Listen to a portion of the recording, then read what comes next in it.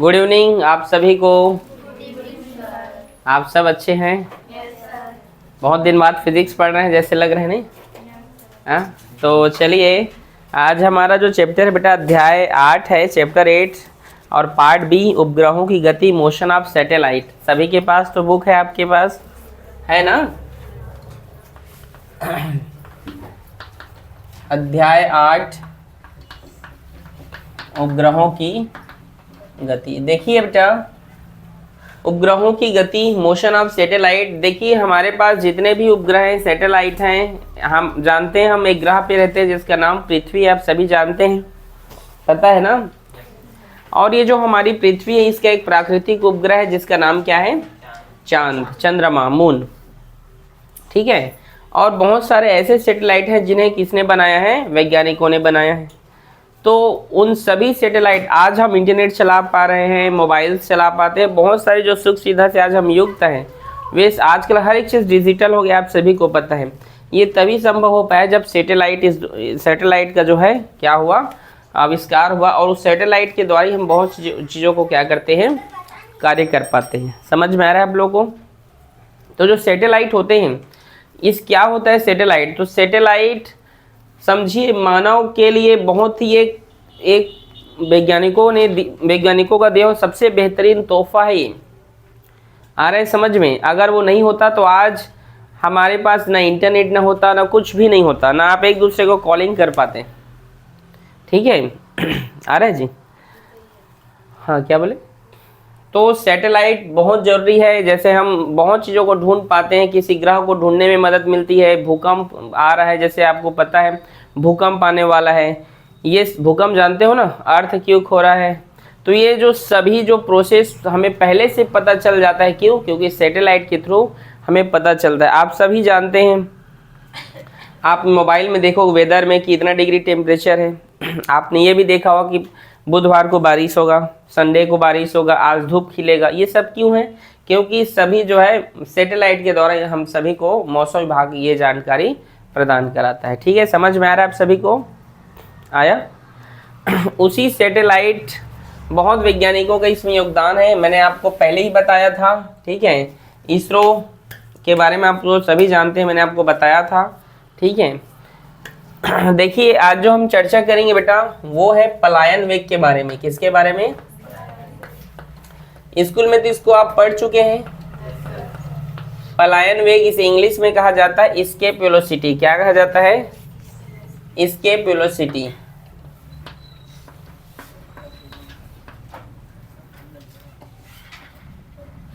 ठीक है, ये है पलायन वेग। क्या होता है पलायन वेग? तो पलायन वेग वह न्यूनतम वेग, मिनिमम ना, न्यूनतम, मिनिमम वेलोसिटी, अधिकतम में तो उसी को भी फेंक सकता है।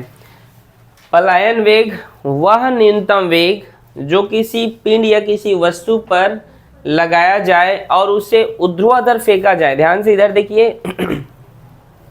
ऊर्ध्वाधर फेंकने पर वह पृथ्वी की गुरुत्वीय क्षेत्र को क्या कर जाता है? ग्रेविटेशनल फील्ड को, ग्रेविटीज फील्ड को क्या कर लेता है? वह पार कर जाता है और वापस पृथ्वी पर नहीं आता। पलायन वेग कहलाता है। इस पलायन वेग का बहुत महत्व है हमारे लाइफ में। आप नहीं समझे मैंने क्या कहा? पलायन वेग, इसकी वेलोसिटी क्या है? तो मान लीजिए ये हमारी पृथ्वी है, क्या है? और इस पृथ्वी से हमने किसी वस्तु को फेंका, जैसे मान लीजिए रॉकेट को हमने फेंका। किसे हमने फेंका? रॉकेट को हमने फेंका। तो ये रॉकेट चला गया लेकिन वापस कभी पृथ्वी पर दोबारा वो नहीं आएगा, उसे एस्केप वेलोसिटी कहते हैं। नहीं समझे? मतलब किसी वस्तु को इस तरीके से ऊपर फेंका जाए। हाँ, इंसान नहीं फेंक सकता। ठीक है, ये भी याद रखिए, बहुत सारे फोर्स लगते हैं इसमें। तो इसके वेलोसिटी क्या है बेटा? इसके वेलोसिटी एक ऐसा वेलोसिटी है, यदि उसको ऊपर की ओर फेंका जाए, ऊर्ध्वाधर वर्टिकल फेंका जाए, तो वापस वह मतलब वापस पृथ्वी पर आए ही ना, वो क्या कहलाता है? इसके वेलोसिटी। क्या हुआ? नहीं बोलिए, क्या हुआ? चलिए। तो पलायन वेग कैसा वेग है? और न्यूनतम, मिनिमम वेलोसिटी, जिससे किसी पिंड को पृथ्वी की सतह से ऊपर फेंके जाने पर वह पृथ्वी के गुरुत्वीय क्षेत्र को पार कर जाता है और वह पृथ्वी पर वापस लौट कर नहीं आता। उसे क्या कहा जाता है बेटा? पलायन वेग कहते हैं। आप लोग को समझ में आया नीरज? आपको समझ आया नंदू, आलिया, इधर आपको, आप सभी को, और आप जी बर्थडे गर्ल, समझ में आया प्रीति? ठीक, चलिए हम यहाँ पर एक फिगर ड्रॉ करते हैं। इस साइड बना रहा हूँ फिगर। ये देखिए, ये हमारी पृथ्वी है और ये हमारी पृथ्वी का केंद्र है O, जिसका यहाँ तक का डिस्टेंस क्या है, R है। देखिए सबसे पहले आप फिगर को समझिए। जब तक आप फिगर नहीं समझेंगे आपको समझ में बिल्कुल नहीं आएगा। आ रहा है समझ में?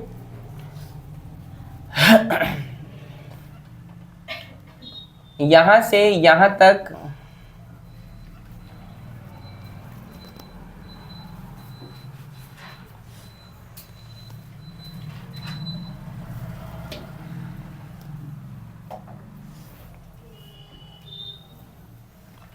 एक मास है। क्या है? एक m पार्टिकल का मास है, ठीक है, जिसकी हाइट हमने मान लिया क्या है, x है, ठीक है। ये तो अनंत तक जाएगा। आ रहा है समझ में? कहाँ तक जाएगा वो? उधर कहाँ तक जाएगा हमें पता नहीं है। इस पॉइंट को हमने a माना। क्या माना? इस पॉइंट को हमने, और इसको जो है इस b पॉइंट तक फेंक, इस b पॉइंट तक का डिस्टेंस हमने dx माना। क्या माना? dx। इसको नहीं पढ़े हो इसको? ठीक, देखिए हमने यहाँ पर दो पॉइंट लिया a और b। इन a और b का जो डिस्टेंस हमने क्या लिया है यहाँ पर, dx। मतलब हम क्या बता रहे हैं, देखिए एक पृथ्वी का ये रेडियस है r, और इस पृथ्वी की सतह से हम उसको ऊपर फेंक रहे हैं, और किसी पॉइंट पर हम उसको सबसे पहले उसकी गणना कर रहे हैं, कैलकुलेशन। किसी किसी दो डिस्टेंस के बीच हम उसका वैल्यू फाइंड कर रहे हैं। तो इन दो पॉइंट के बीच हमने उसका जो डिस्टेंस है dx मान लिया। मतलब उस वस्तु को यहाँ से यहाँ तक फेंकने में कितनी दूरी है, तो उसको dx, समझे कि नहीं? और किसी वस्तु को अगर आप ऊपर फेंक रहे हैं तो उस पर क्या लग रहा है बेटा? कार्य लगेगा। कार्य लगेगा कि नहीं? और वेलोसिटी तो यहाँ पर आप जानते हैं। और कार्य क्या होता है? गतिज ऊर्जा कार्य के ही बराबर होते हैं, आपको पता है। मतलब कार्य ऊर्जा के क्या होते हैं? बराबर होते हैं, पता है मोनिका आपको? तो सबसे पहले हम यहाँ पर कार्य निकालेंगे। क्या निकालेंगे? कार्य निकालेंगे। उसके बाद हम क्या निकालेंगे? फिर गतिज ऊर्जा का फॉर्मूला निकाल के फिर उसको बनाएंगे। बड़े ध्यान से आप लोग समझिएगा, ठीक है? थोड़ा लंबा डेरिवेशन है, समझिएगा, ठीक है? बिंदु ए पर, कहाँ पर? बिंदु ए पर, ये देखिए ये बिंदु ए है, और बिंदु ए पर हम क्या कर रहे हैं?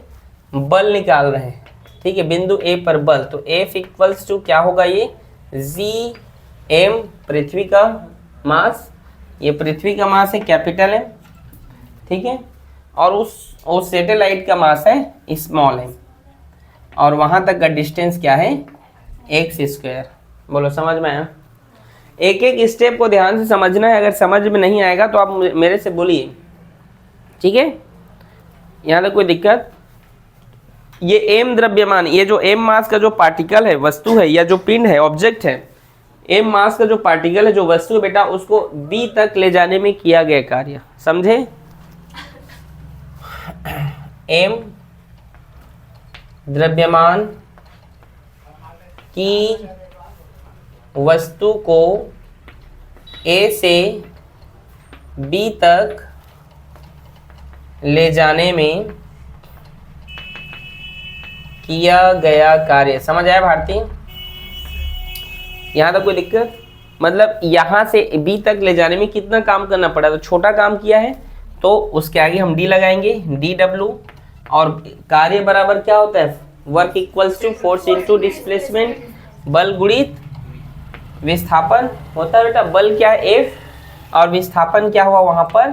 dx। समझ में आया मुस्कान? प्रीति आपको? तो आगे देखिए बेटा, dw और F का वैल्यू यहाँ पे गिवन है Gm small m by x² into dx। बोलो समझ में आया? आया कि नहीं? पहले मैं यहीं पर रुक रहा हूँ।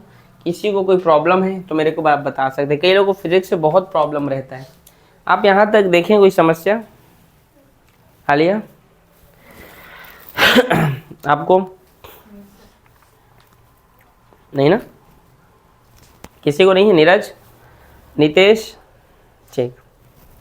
अब देखिए, अब हम क्या करेंगे, ये जो वस्तु है 8 से, कहाँ से, देखो यहाँ पर छोटे छोटे कार्य किया गया, हमने दो दूरियों के बीच मतलब किसी दो जगह को पॉइंट मान के, बिंदु मान के हम उसके कार्य की गणना किए। अब हम उसको पृथ्वी की सतह से फेंके हैं, कहाँ से फेंके हैं, तो 8 से अनंत तक किया गया कार्य निकालेंगे। क्या निकालेंगे, 8 से अनंत तक किया गया कार्य। अब पृथ्वी की सतह से फेंकेंगे, ठीक है। 8 से अनंत तक ले जाने में किया गया कार्य, ठीक है। तो W लिखेंगे उसको, ठीक है, समझ में आया यहाँ तक। और सभी छोटे छोटे कार्य को हम जोड़ देंगे तो क्या हो जाएगा, वह टोटल कार्य निकलेगा। तो उसको हम इंटीग्रेशन करेंगे। ये जोड़ना मतलब यही होता है, समाकलन मतलब जोड़ना होता है ना, पता है आप लोगों को ना। कहाँ से ले जा रहे हैं, 8 से कहाँ तक, तो ये अनंत, समझ में आया। तो DW इक्वल्स टू R, और DW का वैल्यू क्या है, GM/x² इंटू dx। कोई दिक्कत यहाँ तक। कांस्टेंट वैल्यू है G, तो G को बाहर कर दीजिए, बराबर लिखा, W को लिखना मत, ठीक है, बाद में लिखेंगे। नहीं, बराबर कर दिए, समझ गया ना। GM ये कांस्टेंट है, बाहर निकल गया, और यहाँ पे क्या बचेगा, 1/x²।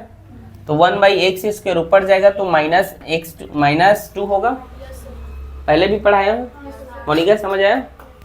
और इंटू dx, लिमिट है बेटा R, और ये क्या है, इन्फिनिटी।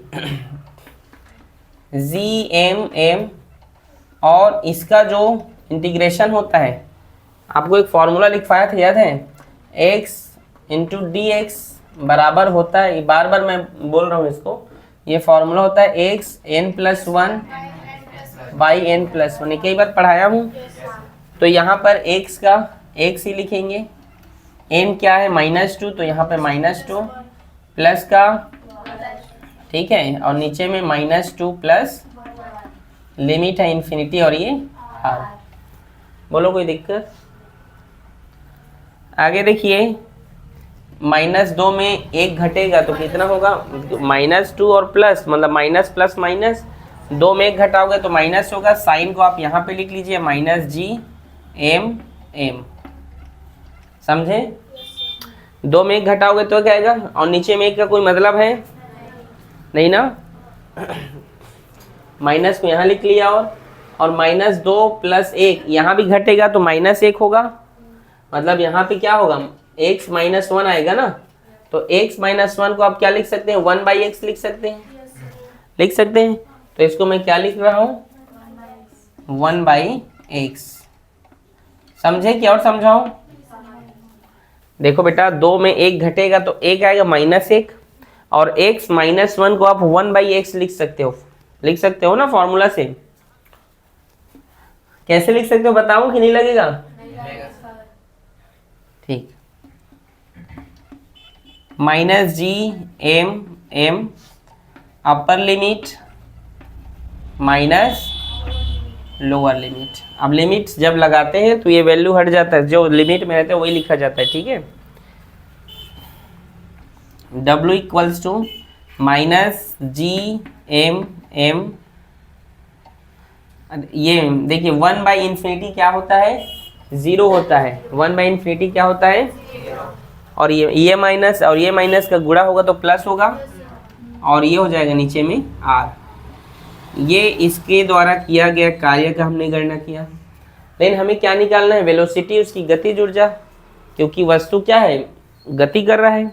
क्या कर रहे हैं वहाँ, हम मोशन कर रहे हैं। यहाँ तक किसी को कुछ पूछना हो तो बताइए। चलिए एक बार देख लो, कुछ पूछना हो तो बताओ मेरे को। आरती आ गया, कैसे आ गया, आपको तो आता नहीं है समझ में। ध्यान अगर आप देंगे तो बिल्कुल समझ में आएगा बेटा, और ध्यान नहीं देंगे तो किसी को समझ में नहीं आएगा। कहीं पर पूछना है तो पूछिए, बताऊंगा, देखो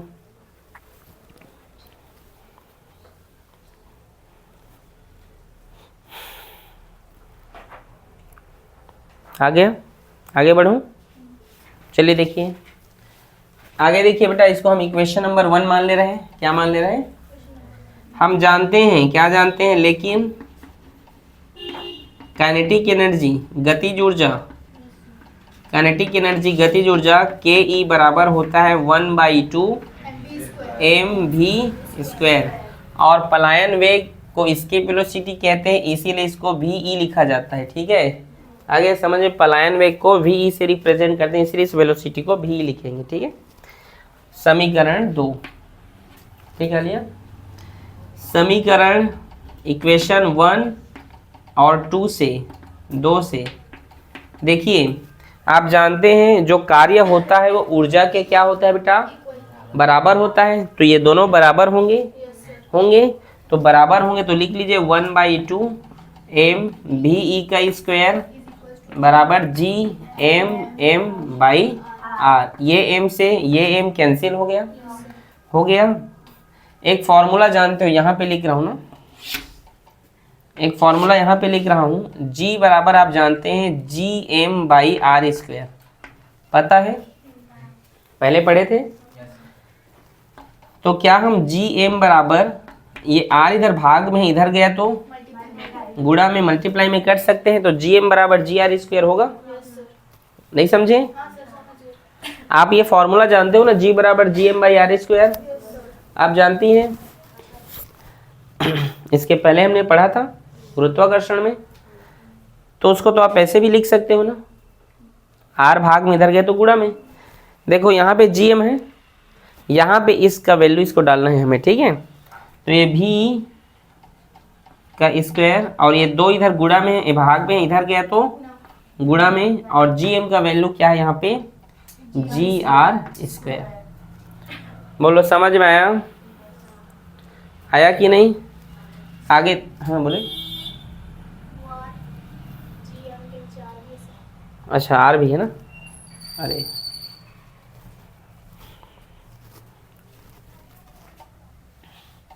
यहाँ पे लिख रहा हूँ। ठीक है, VE² इक्वल्स टू, ये 2 इधर भाग में इधर गया तो गुणा में, और ये होगा Gr² बटे r। ये r से ये r कैंसिल हो गया, ये स्क्वायर उधर गया तो रूट में, तो ये 2Gr।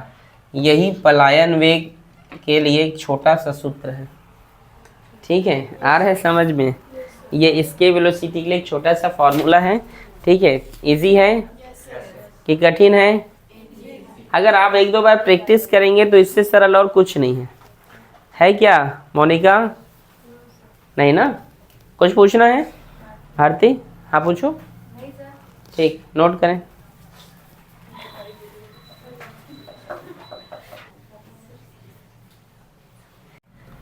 देखिए जो पलायन वेग है, अभी हमने इसका जो फॉर्मूला निकाला v इक्वल्स टू √gr, यही निकाले बेटा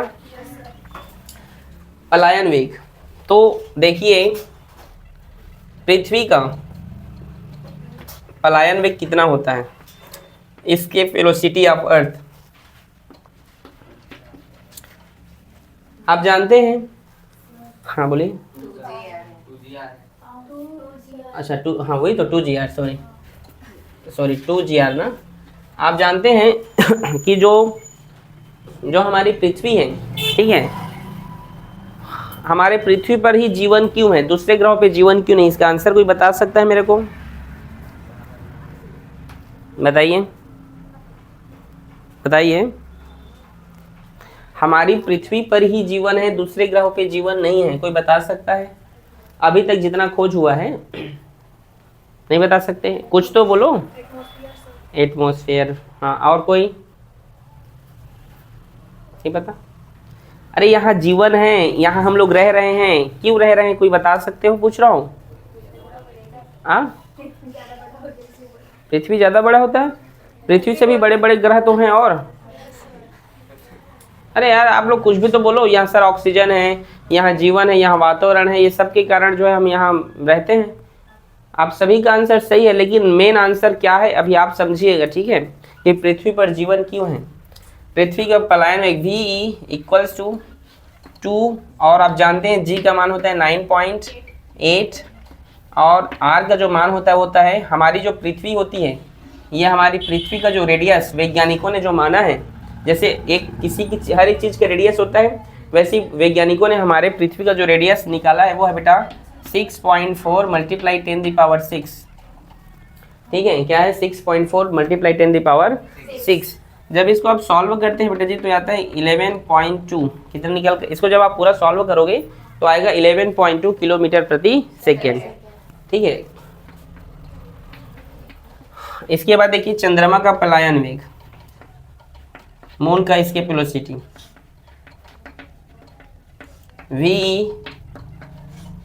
ये 2, g का मान होता है 9.8, और ये जो हमारा देखिए ये जो 9.8 है ये हमारी पृथ्वी का गुरुत्वीय त्वरण है, लेकिन चंद्रमा का वो उसका 6 भागित होता है। ठीक है, समझ में आया ना, मतलब उसका 9.2 का 6 पार्ट। ठीक है, समझ में आ रहा है आपको, आ रहा है जी। तो ये हो गया, और उसका जो रेडियस है, जो चंद्रमा का जो रेडियस मानते हैं वो बेटा 1.74 मल्टीप्लाई 10⁶।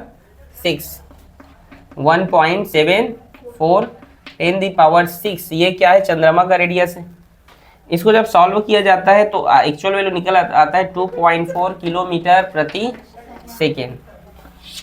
ठीक है, यहाँ तक किसी कोई दिक्कत नहीं। अब देखिए हमारे इस पृथ्वी पर जीवन क्यों है, तो हमारी पृथ्वी पर जीवन होने का सबसे बड़ा कारण है बेटा इसके पलायन वेग का। किसका है, हमारी पृथ्वी का पलायन वेग 11.2 किलोमीटर प्रति सेकेंड है, इसीलिए हमारे पृथ्वी पर जीवन है। देखिए दूसरे ग्रहों का पलायन वेग कम होने के कारण वहाँ पलायन वेग क्या है, नहीं है, मतलब वहाँ जीवन नहीं है। क्या नहीं, वहाँ जीवन नहीं है। देखिए जो ऑक्सीजन होता है, ऑक्सीजन का जो पलायन वेग होता है वो होता है 8 किलोमीटर प्रति सेकेंड। क्या होता है 8 किलोमीटर प्रति सेकेंड। अब इसका मतलब क्या है, पृथ्वी पर जीवन क्यों है। देखो पृथ्वी पर जो है पेड़ पौधे उग जाते, वहाँ से ऑक्सीजन निकलता और वह ऊपर उड़ जाता, लेकिन ऊपर क्यों नहीं उड़ पाता है, क्योंकि हमारे पृथ्वी का इसके वेलोसिटी जो पलायन वेग होता है वो 11.2 किलोमीटर पर सेकेंड होता है। अभी भी समझ में नहीं आ रहा होगा। देखो ये 8 है, ये 11.2 है, किसका पलायन वेग ज़्यादा है, पृथ्वी का। तो पृथ्वी उसको अपने में खींच के रखती है कि ऑक्सीजन पेड़ पौधे से निकलेगा, ठीक है, और वो जो है इस वातावरण में रहेगा, लेकिन हमारा जो पलायन वेग है उसको जकड़ के रखता है। क्यों, क्योंकि हमारे पलायन वेग का मान क्या है, ज़्यादा है। चंद्रमा पर आप पेड़ पौधे उगा लीजिए, वहाँ पानी मिल जाएगा, वहाँ ऑक्सीजन मिल जाएगा, मान लो वहाँ पेड़ पौधे उगा देंगे आप, कोई दिक्कत नहीं, लेकिन वहाँ जीवन नहीं होने के कारण क्या उसका पलायन वेग 2.4 है। वहाँ पेड़ पौधे उगेंगे, ऑक्सीजन निकालेंगे, और ऑक्सीजन निकलने के बाद वो ऑक्सीजन क्या होगा, उड़ जाएगा। क्यों उड़ेगा, क्योंकि ऑक्सीजन का पलायन वेग ज़्यादा है किसके कंपेयर में, चांद के, मून की। इसीलिए चंद्रमा पे जीवन नहीं है, और हमारी पृथ्वी में जीवन होने का सबसे बड़ा कारण है बेटा, क्योंकि पृथ्वी का पलायन वेग 11.2 किलोमीटर होता है। वो उसको क्या करता है, अपने में खींच के रखता है, उसका गुरुत्वाकर्षण उसको। समझे कि नहीं। देखिए एक बात और बोल रहा हूँ आप लोग को, यहाँ तक किसी को कुछ पूछना है तो पूछिए। हाँ पूछिए, समझ में आया। पृथ्वी पर जीवन क्यों है, आपसे कोई पूछेंगे तो बोलना क्योंकि पृथ्वी का पलायन वेग ज़्यादा है। अगर किसी भी ग्रह में इस तरीके से ज़्यादा रहे, आप जानते हैं पृथ्वी में आपने उड़ने वाले गुब्बारे देखे हो, वो उड़ते रहते हैं क्योंकि उसका पलायन वेग पृथ्वी की पलायन वेग से ज़्यादा हो जाता है। हीलियम गैस जानते हैं, हीलियम गैस को गुब्बारे में भरते हैं तो उड़ने लगता है। वो पता है आप लोग को क्यों उड़ने लगता है, क्योंकि हीलियम गैस का पलायन वेग क्या होता है, ज़्यादा होता है पृथ्वी के पलायन वेग से, इसीलिए वो गैसें उड़ने लगते हैं। समझे। और ऑक्सीजन क्यों नहीं उड़ता, क्योंकि उसका पलायन वेग कम होता है, तो इसीलिए हमारी जो पृथ्वी उसको खींच के रख लेती है, इसलिए हम लोग यहाँ पर जी रहे हैं। अगर उड़ जाता ना तो यहाँ जीवन संभव नहीं हो पाता। इजी है, ये याद रहेगा। अब जीवन क्यों है कोई पूछेंगे, अब सीनियर हो गए, बचपन में बोल सकते थे पेड़ पौधे हैं, सूर्य है, प्रकाश संश्लेषण है, ये दुनियादारी, लेकिन अब क्या बोलोगे, इसके वेलोसिटी के कारण। ठीक है, इस कॉन्सेप्ट को लिख लीजिए।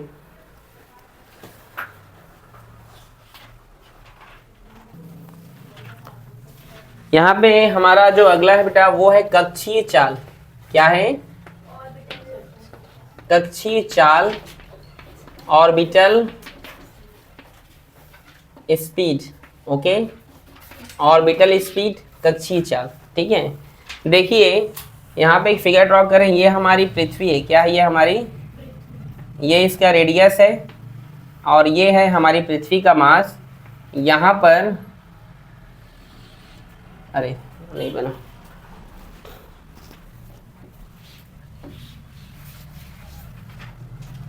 इधर देखिए,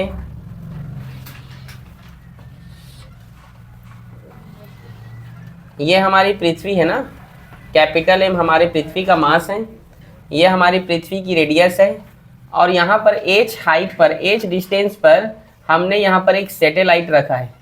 क्या रखा है? एक, मैं इस तरीके से सैटेलाइट का डायग्राम बना रहा हूँ, इस प्रकार से उसके कुछ होते हैं। ठीक है, तो ये बेटा सैटेलाइट है, और ये सैटेलाइट क्या करता है? वी ऑर्बिटल से, इस जो कक्षा में क्या करता है, इसके चारों तरफ इस तरीके से आप लोग अच्छा गोल बनाइएगा। ठीक है ना, मैं क्या जल्दी जल्दी बना दिया। ठीक है, इस तरीके से घूमते रहते हैं, और यहाँ से लेकर यहाँ तक, इस सेंटर तक का जो डिस्टेंस है वो हमने क्या माना है? R, small r. समझे कि नहीं आप लोग? हमारी पृथ्वी है ये, ठीक है, कैपिटल एम उसका मास है, हमारी पृथ्वी का जो रेडियस है कैपिटल आर है, एच हाइट पर एक सैटेलाइट रखा हुआ है, एम मास का, स्मॉल एम पार्टिकल का एक ऑब्जेक्ट है जो सैटेलाइट है, एम मास का एक सैटेलाइट है, जिसका सैटेलाइट से पृथ्वी के रेडियस तक का डिस्टेंस क्या है? केंद्र तक की दूरी आर है, स्मॉल आर है। ठीक है, मतलब ये आर बराबर आप क्या लिख सकते हो? वेरी गुड, या आर प्लस एच। ठीक है, समझ में आया? समझे कि नहीं? तो यहाँ तक किसी कोई दिक्कत है? पहले बताइए, आपको फिगर समझ में आया? आ गया? मुस्कान, आपको कुछ पूछना है? देखिए, आप जानते हैं यहाँ पे, देखिए यहाँ पे जो बल लग रहा है, जो बल लग रहा है वो F इक्वल्स टू क्या है? G capital M small m by r square. ठीक है, इक्वेशन नंबर फर्स्ट। और ये क्या है? गोल गोल घूमेगा, मतलब इस प्रकार से ये राउंड एक पर्टिकुलर शेप में ही घूमेगा वो ना, मतलब ये नहीं कि जो है कभी इधर घूम, ये अच्छा गोल बनेगा, इस तरीके से अच्छे से बनाना। ठीक है, उस अपने एक सर्कल में ही घूमेगा वो। ठीक है, ये तो अंडाकार हो गया है, ऐसा का नहीं। ठीक है, आपको एक अच्छा सर्कल बनाइएगा। ठीक है ना, तो गोल गोल क्यों घूमेगा? क्योंकि उस पर सेंट्रीपिटल फोर्स लगेगा, अभिकेंद्र बल। अभिकेंद्र बल के कारण ही वो गोल गोल घूमेगा। आपने पढ़ा है, कोई भी वस्तु अगर एक वृत्तीय गति करता है, सर्कुलर मोशन, तो किसके कारण करता है वहां? तो उसका फॉर्मूला क्या होता है? mv² by are. और यहाँ पर जो ये, इसको हम ओ मान लेते हैं, vo। ठीक है, मतलब ये इसका ऑर्बिटल है, तो ये ओ। ठीक है, इक्वेशन नंबर 2, समीकरण 1 और 2 से देखिए दोनों बराबर हैं इसके LHS, तो RHS भी बराबर होगा। तो mv r equals to gm small m by, ये स्मॉल m से स्मॉल m कैंसिल, इस r से ये वाला r कैंसिल। देखिए फिर हूँ बोलिए, आप ध्यान ही नहीं दे रही हो। ठीक है, चलो बताओ क्या क्या कैंसिल हुआ है? ये r, यहाँ का पूरा r चला गया ना, तो एक बचा है। ठीक है, तो v नॉट स्क्वायर, और यहाँ पे gm आप जानते हैं g बराबर होता है gm बाई आर स्क्वायर। तो ये gm बराबर हम क्या लिख सकते हैं? जी आर स्क्वायर लिख सकते हैं, ऐसे लिख सकते हैं। तो यहाँ भी क्या लिख सकते हैं आप? जी आर स्क्वायर, और ये स्मॉल आर है नीचे में, और स्मॉल आर का वैल्यू क्या है? ये स्क्वायर इधर गया तो रूट में, समझ आया? फिर देखिए वी नॉट, यहाँ पे देखिए इसका आर स्क्वायर मतलब आर गुड आर है वो, और जिसका जोड़ा रहता है रूट के अंदर वो बाहर निकल जाता है। तो ये हो गया r g r by r plus h. यही क्या है? हमारे कक्षीय चाल के लिए एक छोटा सा फॉर्मूला है। बोलो समझ आया कि नहीं? पहले बताइए। सॉरी, ये बाहर निकल गया ना। ठीक है, ये बाहर निकल गया ना, ये जी स्क्वायर जो था वो बाहर निकल गया, तो अंदर में सिर्फ जी बचेगा ना। समझे कि नहीं? नहीं समझे? ये आर अगर अंदर में जाएगा तो आर स्क्वायर लिखाएगा। समझे कि नहीं बोलिए? हम यहाँ पर एक कंडीशन अप्लाई करते हैं। कंडीशन क्या अप्लाई करते हैं? ये जो एच है ये छोटा है किससे? आर से। मतलब ये जो हमारी पृथ्वी की जो त्रिज्या है, जो रेडियस है, वो एच हाइट है, वो क्या है? कम है। मतलब जो ऊंचाई है वो त्रिज्या, पृथ्वी की त्रिज्या से कम है। जो ऊंचाई है पृथ्वी की सतह से, जो एच ऊंचाई पर जो सैटेलाइट घूम रहा है उसकी जो ऊंचाई है वो क्या है? इस त्रिज्या से कम है। और रियल में कम होगा वो तो, ठीक है। तो अगर मान लीजिए वो छोटा या कम है तब क्या होगा? फॉर्मूला वो बनेगा v इक्वल्स टू आर, और ये होगा आपका g बाई, अच्छा एक मिनट ना, ये जो r अंदर में आप गुणा कर दीजिए r का, ठीक है। ये r के अंदर में क्या हो जाएगा? अभी लिख दीजिए, ठीक है। h तो छोटा हो गया, मतलब h 0 हो गया, तो अंदर में r बचा, ठीक है। आगे देखिए v इक्वल्स टू, ये r के अंदर में गुणा कर देता हूँ, अंदर डाल देता हूँ, तो जी आर स्क्वायर होगा वो, और नीचे में r, एक r से ये r कैंसिल, तो v equals to root g r, ठीक है। आ रहे समझ में? ये क्या है? कंडीशन के ऊपर है। क्या है? ये उसके कंडीशन पर बेस्ड है। समझे कि नहीं? तो इसका कॉन्सेप्ट हम समझते हैं, ठीक है। देखिए हम यहाँ पर वैल्यू पुट अप करते हैं। यदि जो है v ऑर्बिटल रूट g का मान जानते हैं 9. ये फाइनल कैलकुलेशन है ना, यहाँ पर एक वैल्यू निकाल रहा हूँ, ठीक है, एक हाइट निकाल रहा हूँ इसका। 9.8 मल्टीप्लाई r जानते हैं पृथ्वी का रेडियस 6.4 मल्टीप्लाई 10⁻⁶। तो इसका जो वैल्यू निकल कर आएगा वो आता है 8 किलोमीटर। क्या आता है? इसका मतलब क्या है? यदि आप सैटेलाइट को पृथ्वी की सतह से 8 किलोमीटर की हाइट पर रख के घुमा के छोड़ देते हो तो घूमते रहता है वो। नहीं समझे? समझे कि नहीं? यदि सैटेलाइट को 8 किलोमीटर पर सेकेंड की स्पीड से आप घुमा के छोड़ देते हो, यदि सैटेलाइट को आप 8 किलोमीटर पर सेकेंड की स्पीड से क्या कर देते हो? घुमा कर छोड़ देते हैं, तो आवश्यक अभिकेंद्र बल पाता है और वह पृथ्वी के चारों ओर घूमते रहता है, घूमते रहता है। जैसे किसी चीज को आप ऐसे घुमा देते हो, सिक्का को वेलोसिटी से घूमते रहता है कि नहीं, ठीक है। वेलोसिटी नहीं मिलता अभिकेंद्र बल तो गिर जाता है। तो यदि आप इसको 8 किलोमीटर पर सेकेंड की स्पीड से घुमाएंगे तो उसको वेलोसिटी मिलते रहेगा और वह क्या होगा? वह घूमते रहेगा, ठीक है। ठीक, वो पूछना है कुछ? नहीं ना? ठीक।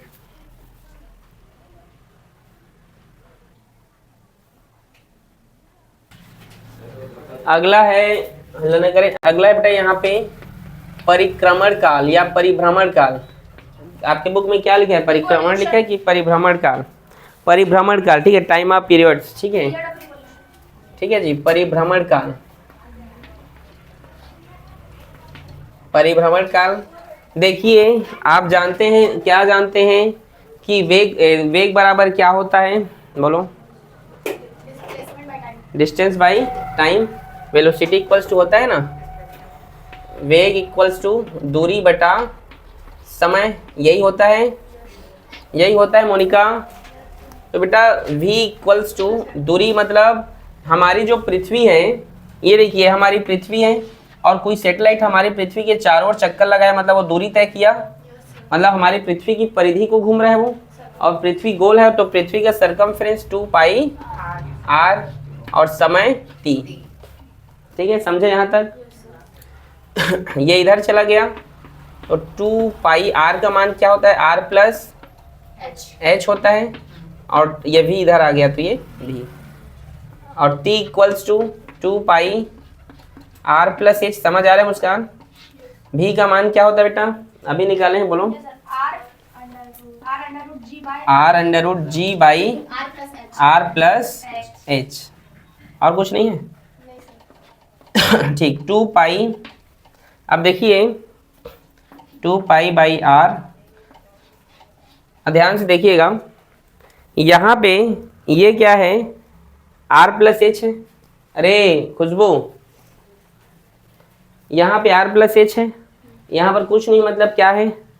1 है कि नहीं, बोलिए। 1 है। और यहाँ पे देखिए ये क्या है? रूट, मतलब यहाँ पे क्या है? ये 1/2 के रूप में होगा। रूट में क्या होता है? 1/2 के फॉर्म में होता है वो। रूट क्या होता है? वर्ग 1/2 के रूप में होता है कि नहीं? पता है कि नहीं आप लोगों को? तो देखिए ये वाला आपका 2 और ये 1 3 होगा, तो ये ऊपर चला गया r प्लस एच, तो ये यहाँ पे 3 और नीचे आ गया ये g। ठीक है, मतलब ये 2, ये 2 कैसे, ये रूट में एक 1/2 होता है, 2 और 1 3, और ये g, समझे कि नहीं? ये ऊपर जाएगा तो होगा ना, समझ गए आप यहाँ तक? अब इसके आगे देखिए, हाँ यही क्या, इसके लिए एक छोटा सा फॉर्मूला है परिभ्रमण काल के लिए। क्या है ये परिभ्रमण काल के लिए? फॉर्मूला है 2π/r, r plus H cube by G. समझ में आया आप लोग को? मान लीजिए कंडीशन यहाँ पर हम ये देखते हैं, इफ एच क्या है, छोटा है पृथ्वी के रेडियस से, क्या है, अर्थ के रेडियस से छोटा है, इधर देखिए, तो क्या होगा ये t इक्वल्स टू 2π/r, और ये होगा बेटा r क्यूब बाई जी। आगे देखिए t इक्वल्स टू 2π/r, और ये r कितनी बार है, r 3 बार है, तो 2 का जोड़ा बनेगा तो एक बाहर निकल गया, तो एक r बाहर निकल गया, गुणा है, तो ये अंदर में बच गया r बाई जी। ये r से ये r कैंसिल, तो t equals to 2π√r by G. ये क्या है, हमारी पृथ्वी के परिभ्रमण काल के लिए उसका टाइम पीरियड का फॉर्मूला है। मान लो t इक्वल्स टू 2 और पाई का मान होता है 3.14, और r का वैल्यू, पृथ्वी का रेडियस कितना होता है 6.4 इंटू 10⁶, और g का मान 9 जब इसको आप सॉल्व करते हैं तो आता है 84.4 मिनट, जिसका मतलब होता है कि हमारी पृथ्वी पर जो हम सैटेलाइट जो छोड़े रहते हैं, अलग अलग सैटेलाइट की अलग अलग टाइम पीरियड होता है, तो हमारी पृथ्वी के पर जो सैटेलाइट हम छोड़े रहते हैं वह क्या करते हैं, 84.4 मिनट में एक चक्कर लगा लेता है, हमारी पृथ्वी की परिक्रमा कर लेता है। 84.4 मिनट में हमारी पृथ्वी की क्या कर लेता है वो सैटेलाइट। ये स्टेटमेंट आपको लिखना पड़ेगा जो मैं बोला हूँ, समझे मैंने क्या कहा? क्या कहा मुस्कान? जोर से बोलो। जो सैटेलाइट छोड़े रहते हैं वो 84.4 मिनट में हमारी पृथ्वी की चक्कर लगा एक परिक्रमा पूरी कर लेता है। ठीक है, इजी है। पृथ्वी तल के समीप जो परिक्रमण करने वाले जो उपग्रह होते हैं वो 84.4 मिनट में पृथ्वी का एक परिक्रमा पूरा कर लेता है। याद रहेगा? Yes sir. ठीक, ठीक है जी। नोट करें इसको, कर रहे हो?